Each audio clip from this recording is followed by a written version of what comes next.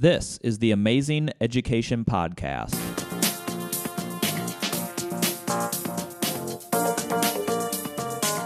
Powered by the Ames Community School District, I'm your host, Eric Smith. On today's episode, we are joined by Dr. Anthony Jones, Director of Equity for Ames Schools. We're going to have an amazing conversation about what equity means in education and why it needs to be a focus for school districts. All right, Dr. Anthony Jones, thanks for being on this episode of the Amazing Education Podcast. How are you? Doing well. Thank you for having me. Absolutely. So we're going to talk equity on this episode because I think it's something that I think, is talked about, and it's talked about a lot in our community, but I think it was worthy of a conversation on this podcast to really get some depth to what that really means. And so, I have a number of questions, but we're going to see where this episode takes us. And so when we talk about equity in education, what does that mean and why should it be a focus? Yeah. Well, when we talk in terms of equity in education, I think there's a difference between, equity, for instance, in the community. Such as when I talk to people in other organizations, I say, there's an equity advocacy for making sure there are handicap accessible parking spaces at grocery stores and Walmart, right? There's some things that have been done around the city to make sure that handicap accessibility is available for those who may be in a wheelchair or may be unable to step up on a sidewalk. So there have been some structural things done in the city to make sure that there is accessibility for individuals who can't just step up on a sidewalk. But in terms of equity in education, this is specifically looking at structures and systems around policies, around procedures and practices, but also around instruction. And so when we talk in terms of that, you would say, that's for everyone. All the students who enter into our buildings, the public school setting, of course, we're going to make sure policies and procedures and practices and instructional practices are equal to all of our students. Well, I said the word equal. They're talking in terms of equality. But in terms of equity, what we have to begin to realize that even in our educational system, which is set up for everyone, that there could be some inequities based upon what your background is. And that is when it's an equity issue in education. So for instance, when we look at academic success of our students in the community of Ames, we have to look at our data. And so if our data says that we have mostly our marginalized students, which we identify as Black and brown, or those who speak another language than English. When we look at the data around that, with all the equality, with all the great programs that we have in Ames, if we see that those students are being unsuccessful academically, then that is an equity issue in education. Also, how do we structure resources? So are we putting most of our resources into programs such as Talented and Gifted, and then when we look at the at-risk programs or students who are low SES, are there some inequities within that structure? When we look just by the eye test, when we do just a walkthrough through our campuses, if we look at our programs such as, for instance, we call it ELP in Ames School District, or Talented and Gifted, we look just by the eyes test and we look in those classrooms and we see only white and Asian students in our ELP programs. And then we look at our at-risk programs or our remedial courses and we see mostly Black and brown students. Then that is an equity issue in education. So I really appreciate you bringing up that example. And so everyone can get into that talented and gifted though, right? Yep. Mm-hmm. So how is it inequitable? And I'm being facetious here. I'm pushing the topic here a little bit further, but everyone has the same access to it. Mm-hmm. So talk through that. How does having an equity lens play into that? Yeah. So again, you always start with the question of why. Why is that so? So if everyone has equal opportunities to get into a talented and gifted class, then why consistently, not only in Ames, but nationally, we see students who are brown and black, those students who would qualify as on free and reduced or low SES, they're not in ELP programs. Yeah. Well, of course, we run everything through a system of standardized testing, right? And so that is one, but then we also have to factor in the players in the system, such as teachers, administrators, and how we go about identifying who is able to be in those classes. And when we look at our assessments, we know that it's biased in those tests, the way that we identify our students, but also how do we, those implicit bias and sometimes explicit biases of how we deem who is worthy to be in those classes. And so as we're looking through the assessment scores, which is already biased, but then as we are giving, when we're getting recommendations for students who should be in those classes, typically we are identifying white and Asian students. And so I think you spoke to it a little bit here. One of the topics that I wanted to talk about is, in a school district, this work has to be deliberate. Yes. It has to be purposeful. Mm-hmm. It can't just be talked about in a meeting and then assumed that systemically it's going to be implemented. Yep. Yep. And that's a really great example. Another data point that we see is around discipline. Yep. And talk through that a little bit, because let's say I'm a teacher, I'm an administrator across the nation, not in Ames, not in Iowa, but across the nation. Mm-hmm. It's I think there's always this, well, if I see a behavior, mm-hmm. I'm going to address it. Yep. And I play this card of it doesn't matter what race the student is, or mm-hmm. whether they're male or female, or what their background is. If I see the behavior, I'm going to deal with that. Yeah. Where did I go wrong? Yeah. So, of course, you've probably heard many people mention the word implicit bias, mm-hmm. right? How we see students determine how we respond to students. But not only that, it's a little bit deeper than that. I use a word that we don't use a lot in education, but I'll start saying it even more so boldly, the term white supremacy. Mm-hmm. And so what do we mean by white supremacy is that everything is normalized through white racial identity. So when you think in terms of that, you have to factor in what do we mean by behaviors.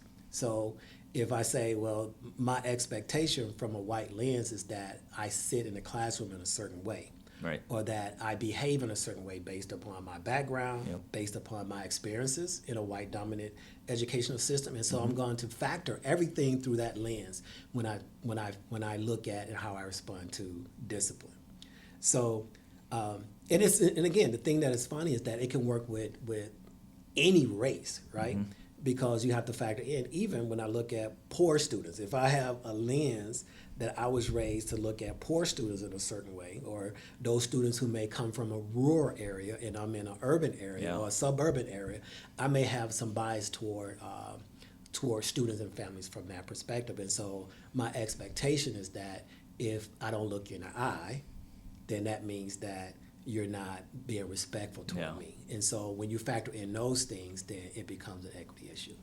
That classic respect. Yes. We all fall, not we all, but it's common to fall back on that. Yep. But it's all in how that is defined. And mm-hmm. I actually remember a story from, it might have been last year, our equity work around Dr. Katie Swalwell, I think, yes. shared this story about how walking down a hall there was, and this did not happen in Ames. This is an example from a different district, but I think it can be applied. The concept applied mm-hmm. in that there was two African American students, black students, walking down the hall.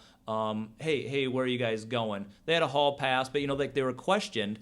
And then there's this, honor student, white student who is walking across the building in the hall with a blowtorch. Yeah.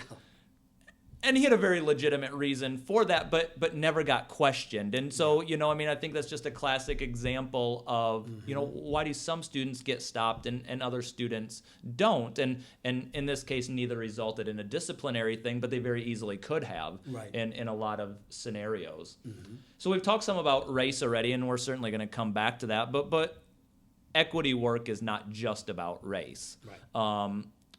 what other topics are you looking at in your office and department? Yeah. So outside of race, and again, it's difficult to ignore race because it factors in so many areas in the educational setting. Yeah. Which the more that I learn from this particular position that I'm in, is the more it just kind of just surfaces. But even if I mention one of the areas that we're looking at is gender identity, you still have to factor in students who may have a different racial makeup and then how we respond to students. But gender identity is another area that we're looking at to provide more support for our students, such as, for instance, if I was to do a quick data run through our system for students who may identify as queer or lesbian, gay, bisexual, transitional, or transgender, or non-binary. That is not in our Infinite Campus system, right? Yeah. So how do you factor our student in information system, our database? Right. Yeah. And so we need to, and it's even in our equity audit. It's in our middle school equity audit as well as our high school equity audit. We have no way, currently we are not collecting data on students who identify in that way. Yeah. That is one area that we are looking at. Another area, again, that was identified in our equity audit, which, again, is the eye test, is our extracurricular activities. So students who are participating in extracurricular activities, I mean, it was a shock to the system that even in the secondary level is that our female students who identify as female, are not participating at a high level in certain activities. Yeah. And so we need to figure out why certain students are not participating in extracurricular activities. So those are some areas that we're looking at. And so extracurriculars, you talked about the ELP program. What is one of the next steps then in getting a more accurate representation of what our student body is into those programs? We have to change how again, you said it earlier, we got to be intentional. Yeah. Right? And so we base our response too heavily on assessment scores, such as FAST, such as, we have the MAP test, we have the ISAPs now. We base all of our responses on that. And we all know that students are very complex. We're complex as adults, right? Yep. And so we have to start identifying other areas where students are gifted. And that is not always done through an assessment test. Sometimes that is through invitation. That is through conversation with students, asking them what their interests are. It comes through helping our teachers identify other areas of giftedness besides the ability to take a test. Yeah. And so we have to do all of those trainings in order to increase that. And sometimes, it's not just about one student, but what I've learned even from my own children is that it's an environment setting thing too. If you walk into a talented gifted class, you're in an AP course and you're the only black or brown student in that class, it's going to be very uncomfortable for you. Yeah. That environment is already set up implicitly or explicitly that you don't belong. And so you have to have more than one of those students in that classroom. Yeah. And so there are some extracurricular activities that we can definitely model after, but again, it was very intentional. There were activities specifically directed toward brown and black students, such as topics of discussion. If you're talking more about issues that matter to students who identify in that way, those students are going to be more engaged and want to take part in those classes and those activities. And so those are some of the things that we have to be a little more intentional about.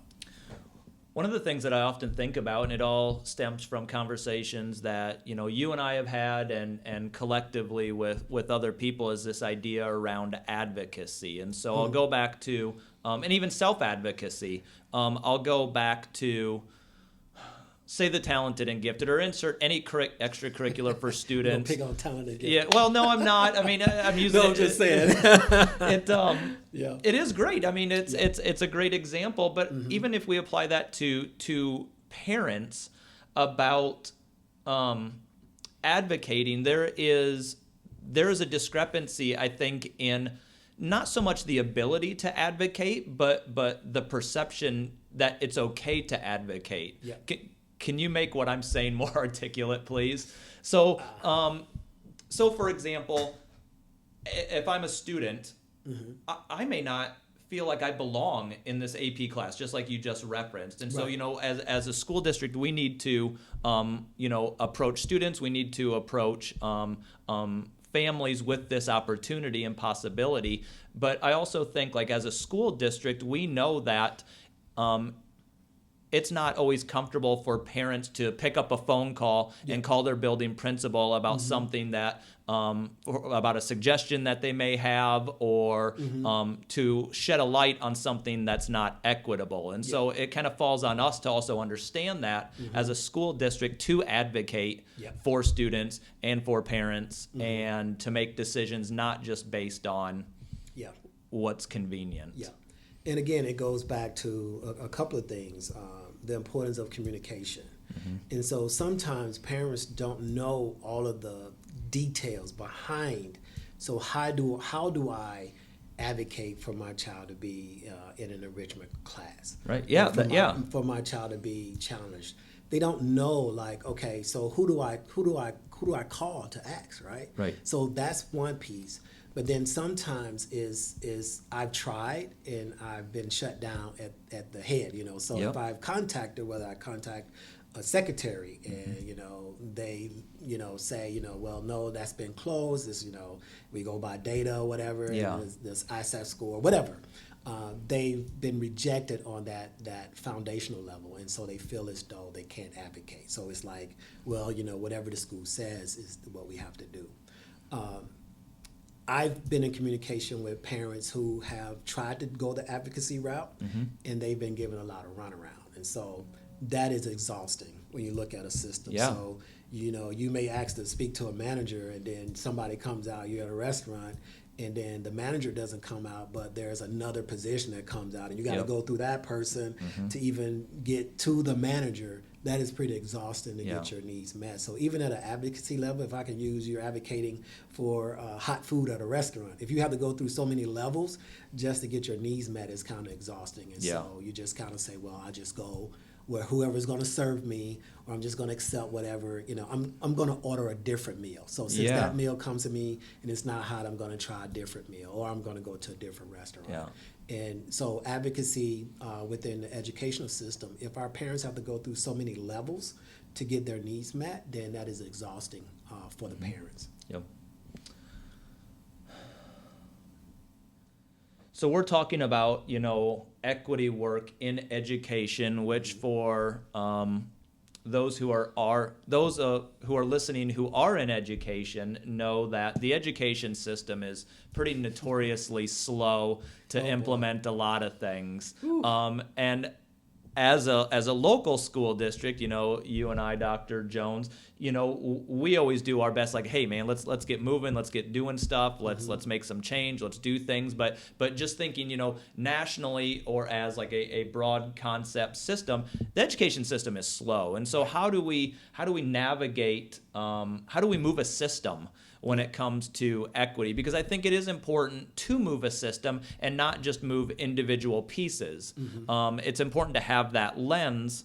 I know I think about it in communications all the time. Like, we can move different pieces, but I'm also thinking about that broad concept of communications as a system lens, because it's much more sustainable that way. Right. So how do we do that in equity? Right, and that is a frustration, I would say, in this particular position, because, and again, this is just, if I could say this, if I can be honest in this, is that the system of inequities have been created forever, right? Since the foundation of the school system history. Yeah.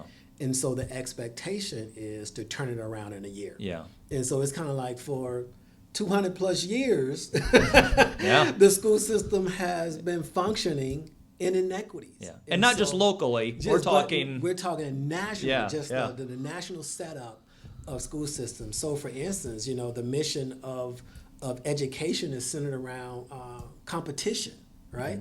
And so if the mission statement of education is that somebody got to have a 4.0 and get a scholarship and go to Yale, right? Yep. And then somebody got to go to, a community college, or go and flip my burgers when I pull up and make sure I get my hot meal, right? it's always been a competition from the beginning, right? And so for me, it's about looking at data, and you may have heard people say, the low-hanging fruit, which area to address first. You got to start with the snowball effect. Yep. Kind of get some small successes and then build upon that.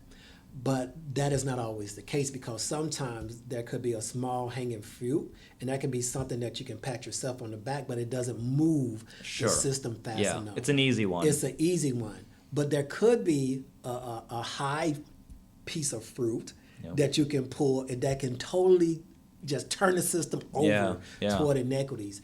And that takes time. That takes being able to have not only data, but the right data. And so you have to know what data to look for. You have to not only look through like something that I can get through a quick survey, but you have to go out and talk to parents. You have to go out and talk to teachers. You have to go out and talk to administrators. You got to go out and talk to community members. And so you have to pull that data too. And so historically, when we respond to inequities quickly, we've always typically create more inequities.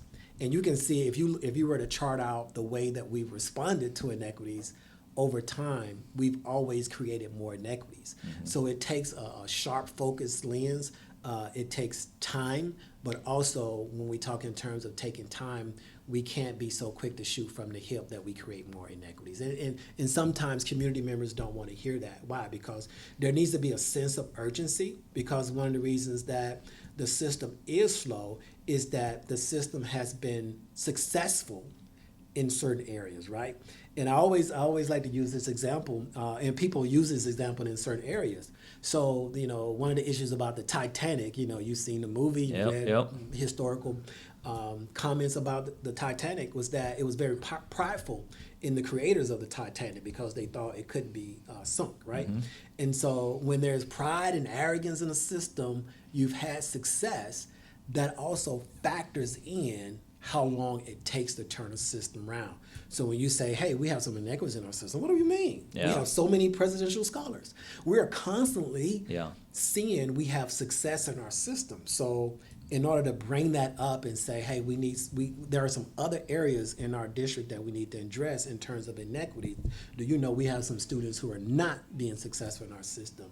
It takes a while to kind of go and sift through that with community members and district staff. So I really appreciate you bringing this up, because so let's push and pull on this a little bit.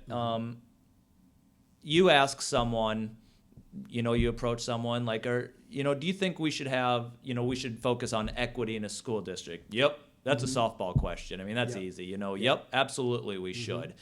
And then once we get into the actual work of it, it becomes a little bit more intense for people. I mean, and uncomfortable at times. And I think that's great. It should push the conversation forward.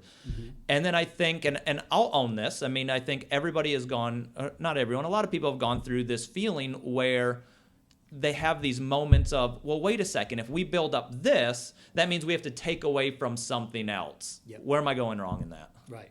No, that's definitely, because that happens. I mean, whether people articulate it or not, they think it, and that's a very it's natural. It's part of the process, but I think it's also a result of it being uncomfortable. The topic, whatever the topic is, it becomes an uncomfortable topic because, for a variety of reasons, not everyone is in the same place to have this conversation. It doesn't mean we shouldn't have it or do the work. So where did I go wrong in that thinking? Right. No, I absolutely have heard that. I've been a part of conversations where that has been a concern.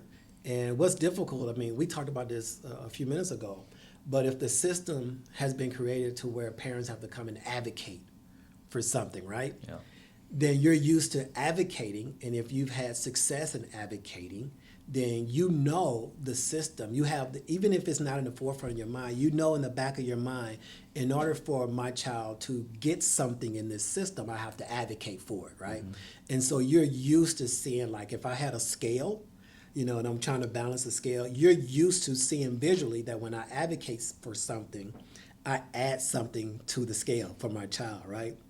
But when you say, okay, we're going to address inequities in the system, this is hard for people to believe that in order to create equity, there has to be some inequities created. So what do I mean by that? Yeah. If you are used to gaining in the system, you're going to have to give up advocating for some things for your kids so others may have.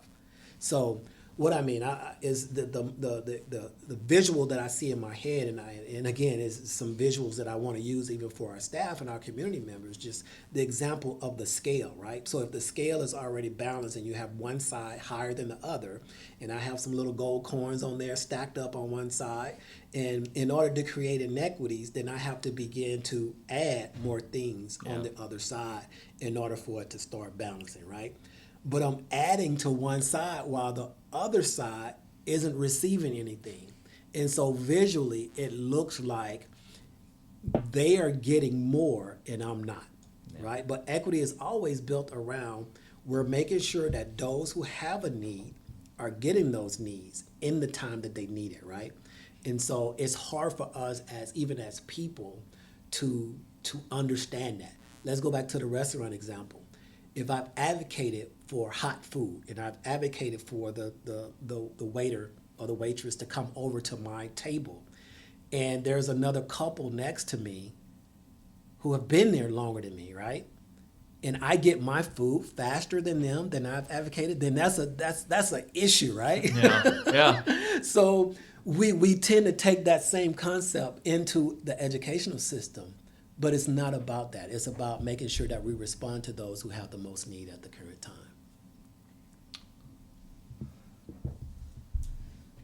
Time flies when we have this conversation. I don't think we should be done. I think I have a number of other topics that I think that we should talk about. So we're going to wrap up this episode. We're going to turn around and do another one because I think we need to. Yeah. So absolutely.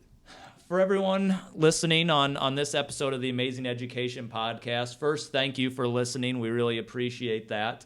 We are available on iTunes, Google Play, and if you're watching this on YouTube, you know that we're there as well because I just think there's an added value in videotaping these podcasts. So always check us out there as well. And please, if you do like what you hear, share it with others. Spread the word. This particularly is a really important topic. So as far as this episode goes, Dr. Jones, I wanted to thank you for being on it, but we're going to turn around and do another one. Okay. All right. Sounds great. Thank you. Thank you.